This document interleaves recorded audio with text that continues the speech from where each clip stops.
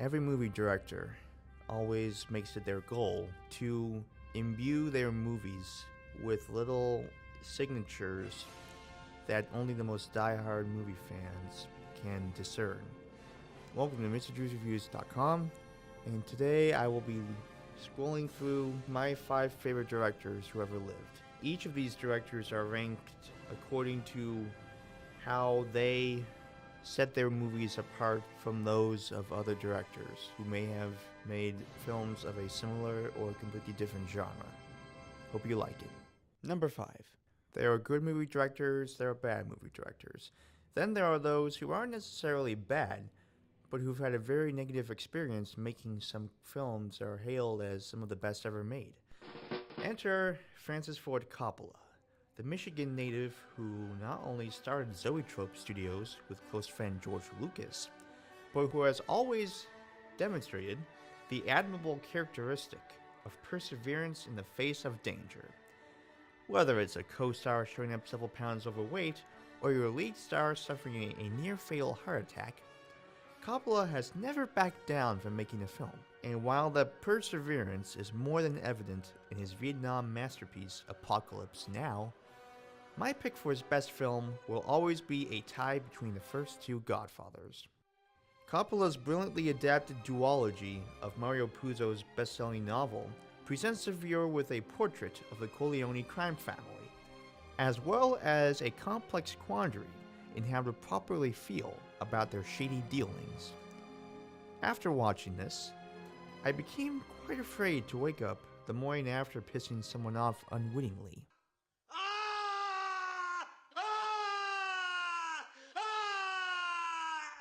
Number 4. Ladies and gentlemen, I bring you the most reclusive director known to man, Mr. Stanley Kubrick. He had never really explained the meaning behind hits like 2001: A Space Odyssey and The Shining, and due to his death, we'll never know.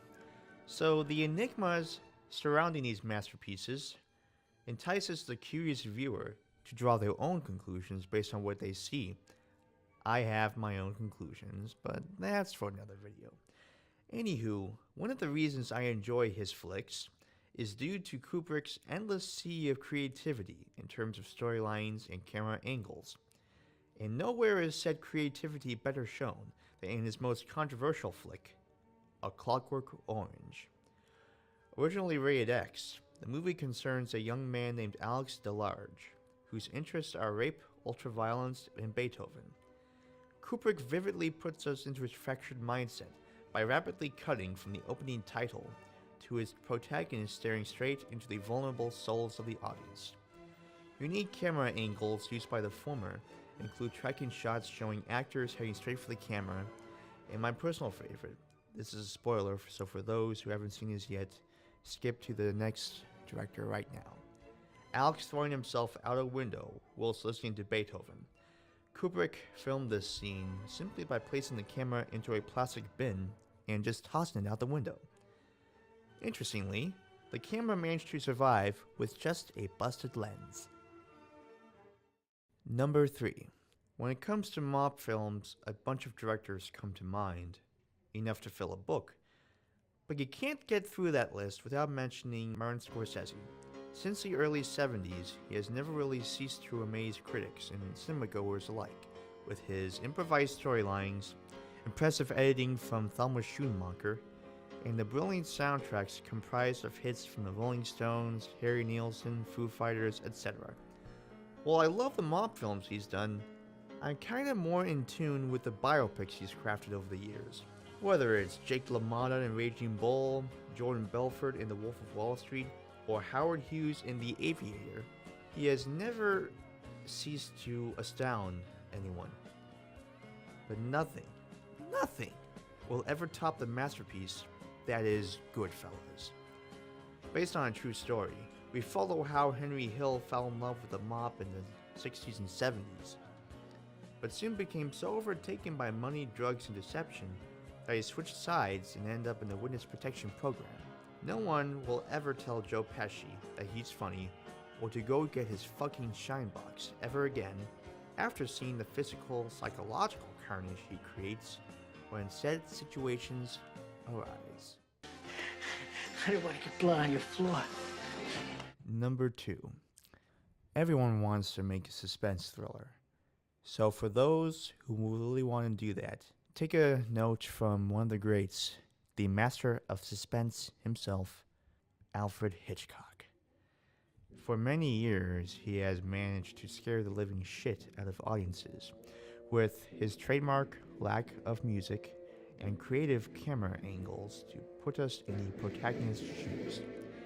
From being confined to one set in Rear Window to an unexplained avian attack in The Birds, or a simple case of mistaken identity in North by Northwest, Hitchcock has interestingly never viewed his films as scary, rather as comedies. And nothing will ever come close to his Bohemian Rhapsody, Psycho. Quite possibly the greatest slasher film ever made, Hitchcock cleverly showed a graphic stabbing scene without ever showing the grisly act itself, and followed by having us unknowingly sympathize with the killer as he covers up the crime. Then there's that freaky final shot. Norman Bates staring into the camera as his mother gets superimposed over him. Scary as hell! Ah! Number 1. For some, it's a difficult task to name their favorite director, but for me it's easy. Quentin Tarantino. Quite possibly the most creative and original of all directors, this Tennessee native has yet to disappoint his audiences. From a heist movie to a feminist wet dream to a western revenge fantasy set in the South, there has virtually never really been a dull moment in Tarantino's resume. But the movie that shows why he's so acclaimed will always be Pulp Fiction. Set in LA, the audience spends a good 2.5 hours piecing together 3 similar yet different storylines. My favorite being where Vincent takes out Mia, all wonderfully composed non-sequentially by editor Sally Menke, R.I.P. While the movie did win a well-deserved Oscar for Best Screenplay, Pulp Fiction is chock full of nominated roles, from the likes of John Vincent Vega Travolta, an astonishing Uma Thurman, and the beat kahuna himself, Samuel L. Jackson, in a star-making performance that he has yet to top. The Ezekiel 25:17 speech alone should have given him that coveted Oscar. Those who attempt to poison and destroy my brothers, and you will know my name is the Lord when I lay my vengeance upon thee.